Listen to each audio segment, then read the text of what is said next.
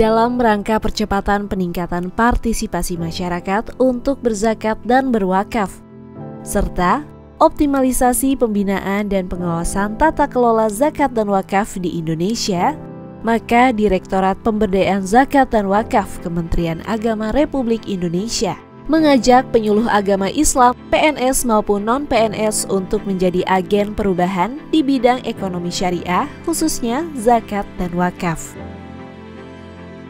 Penyuluh sebagai garda terdepan menjadi bagian penting dalam menjalankan program dan inovasi zakat dan wakaf.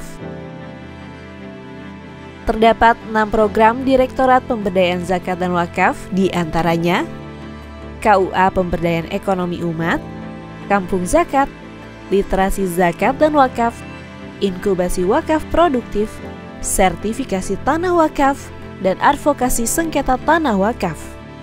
KUA Pemberdayaan Ekonomi Umat adalah program penguatan akses berupa pendampingan di tingkat kecamatan dan pemberdayaan ekonomi agar taraf kehidupan umat meningkat dengan menggali dan memanfaatkan potensi yang ada.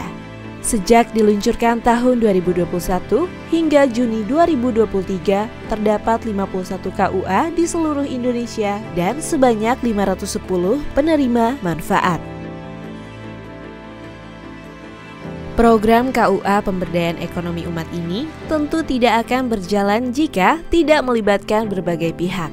Di antaranya, para penyuluh agama Islam di KUA, Basnas, dan Lembaga Amil Zakat. Aktivitas penyuluh dalam program KUA Pemberdayaan Ekonomi Umat dimulai dari asesmen calon penerima manfaat, pendampingan penerima manfaat, hingga monitoring pelaporan kegiatan pendampingan selama 3 tahun. Saat ini, sebanyak 510 penyuluh sebagai pendamping pada program KUA Pemberdayaan Ekonomi Umat yang terdiri dari penyuluh PNS maupun non-PNS, kepala KUA, dan staf KUA.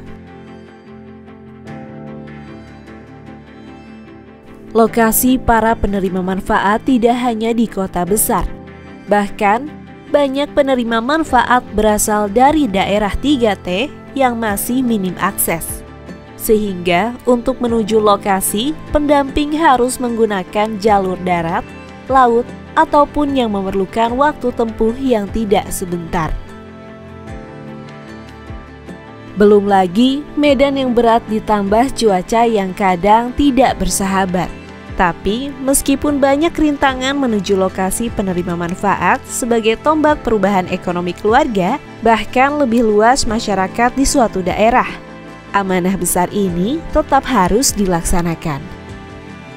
Adapun bimbingan dan pelatihan yang dilakukan pendamping, diantaranya mulai dari keluarga sakinah, berkah keuangan keluarga, literasi zakat dan wakaf, hingga bimbingan secara spiritual.